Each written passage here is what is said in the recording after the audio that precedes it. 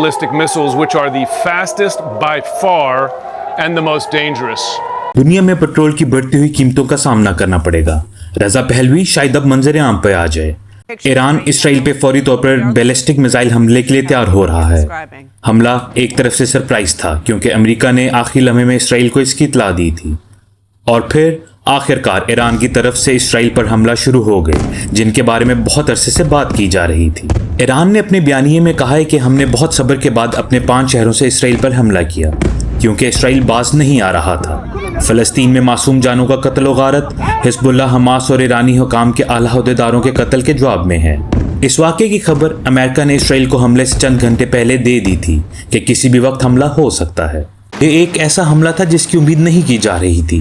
एक तरफ इसराइल के शहरों में फ़लस्तीनी जंगजुओं ने हमला किया, दूसरी तरफ हिज़्बुल्लाह ने हमास से इसराइल पर हमला कर दिया, और ईरान ने अपनी सरजमीन और मुख्तलिफ मुकामात से इसराइल पर तकरीबन 400 मिसाइल दाग दिए। इस हमले में 27 सितंबर को बैरूत में मारे जाने वाले हिज़्बुल्लाह के चीफ हसन नसरुल्लाह और अब्बास का बदला लिया गया। जैसे ही हमला किया गया, इसराइल में अलार्म बजना शुरू हो गए और उनका दफाई निज़ाम एक्टिव हो गया। सड़कों पर ट्रैफिक जैम हो गई और लोग पनाहगाहों की तरफ रुख करना शुरू हो गए। इस ईरानी हमले के फौरन बाद ही अमेरिका और इसराइल दोनों की तरफ से वार्निंग्स आना शुरू हो गई कि ईरान को अब बदतरीन नताइज का सामना करना पड़ेगा, और दूसरी तरफ ईरान का बयानिया है कि हम हर तरह से तैयार हैं, हम भी कुछ ऐसा ही हमला करेंगे। ये वो वक्त है जिसका अमेरिका और इसराइल दोनों को इंतजार था। ये दोनों मुल्क जो हासिल करना चाहते थे शायद अब कर जाएं, जो नरम हालात में नामुमकिन था। 14 अप्रैल को ईरान का इसराइल पर हमला और एक हमला कल रात, दोनों को बुनियाद बनाते हुए अब अमेरिका और इसराइल का मैदान में उतरने के पूरे चांसेस हैं। ईरान में बगावत की ख्वाहिश अमेरिका पहले ही रखता है और शायद अब वो इस पे भी काम करेगा। यहाँ आपको ये भी बताता चलूं, शाह ईरान शाह पहलवी का बेटा रजा पहलवी अमेरिका में ही मौजूद है। इसको अमेरिका और इसराइल दोनों मुल्कों में किंग ऑफ ईरान का मुकाम हासिल है। यहाँ ये कहना गलत ना होगा, रजा पहलवी अमेरिका का लाडला है जिसने पिछले साल इसराइल का दौरा किया, और किसको पता था अमेरिका की तरफ से ईरान में बगावत पर शायद उसे ही लॉन्च कर दिया जाए। ईरान के इस हमले से इसराइल और अमेरिका को एक फायदा और है, और वो है अब लोगों की तवज्जो फलस्तीन गजा से हटाकर ईरान की तरफ हो जाएगी। यही ब्रेकिंग न्यूज रहेगी। इंटरनेशनल मीडिया इसको ही कवर करेगा और इसकी आड़ में इसराइल खुल के अपना मकसद फलस्तीन में पूरा करेगा।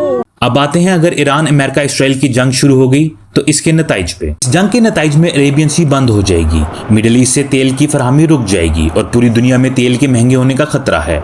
यमन भी शायद पीछे ना रहे। फिर एक तरफ से अरेबियन सी का बंद होना तो दूसरी तरफ से यमन का रेड सी पर बैरियर लगा देना मजीद तिजारत में शिद्दत इख्तियार करेगा, जिसका नुकसान चाइना, इंडिया, रशिया और तमाम बड़े मैन्युफैक्चरिंग मुल्कों को डायरेक्टली होगा। अब जहां शायद ईरान को फायदा हासिल हो जाए, इन बड़े मुल्कों को डायरेक्टली असर होगा तो वो बीच में कदम रखेंगे जंग रुकवाने या सीज फायर के लिए, और ये उनके लिए एक फायदेमंद मकसद होगा। पर यहाँ एक चीज पर गौर करवाता चलूं, इसराइल फलस्तीन की जंग हो या ईरान इसराइल की, अभी तक अमेरिका की तरफ से डायरेक्ट इन्वॉल्वमेंट नहीं हुई, पर शायद अब अपने मकसद हासिल करने के लिए अमेरिका इस जंग में कूदेगा।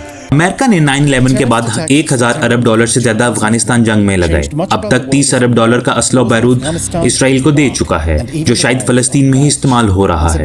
अगर यही पैसे दुनिया की बेहतरी और अमन के लिए इस्तेमाल होते तो शायद इस दुनिया का नक्शा कुछ और होता, मेरी और आपकी नस्ल कुछ और ही होती। लेकिन अफसोस, ताकत का नशा ऐसा नहीं सोचता।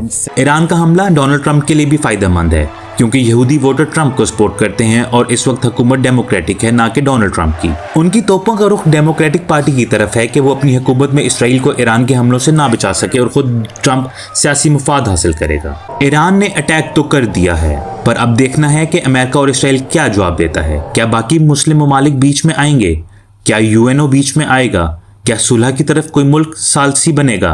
क्या अमेरिका अपने मकसद में कामयाब हो जाएगा और शाह ईरान के बेटे रजा पहलवी को रीलॉन्च कर दिया जाएगा? क्या होता है और क्या नहीं, ये वक्त बताएगा।